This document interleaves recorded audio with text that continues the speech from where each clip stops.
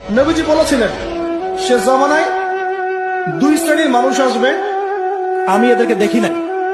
নবীজি দেখেন নাই মানে 1400 বছর আগে ওরা ছিল না। এক শ্রেণী হচ্ছে হাতের মধ্যে মানুষকে মারার কিছু অস্ত্র নিয়ে ঘুরে বেড়াবে। এরা মানুষকে নির্মম ভাবে পিটাবে,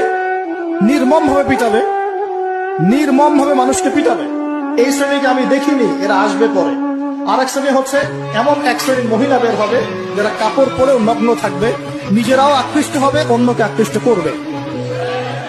তো এই মেয়েদেরকে তো দেখতে পাচ্ছেন, এখন পাচ্ছেন না? তার মানে কিয়ামত কাছে না দূরে? আর আমি এখন ওই হাতে লাঠিওয়ালা ওই গ্রুপকেও খুঁজে পেয়েছি। হাতে লাঠিওয়ালা সেই গ্রুপ কোনটা জানেন? ওই যে ঘরের মধ্যে ঢুকায় যে ছেলেগুলোকে মেরে রাত্রেবেলা মেরে ফেলায়, সেটা গ্রুপে। বিভিন্ন হলে দেখেন না, হকি স্টিক নিয়ে 8-10 জন মিলে এক একটা করে ছেলেকে ডেকে নিয়ে পিটায় মেরে ফেলায়। এইটা সেই ছেলে। এদেরকে যারা জন্ম দিয়েছে ওই বাপের জন্য ধিক্কার। এদেরকে যারা জন্ম দিয়েছে এই বাপের জন্য ধিক্কার।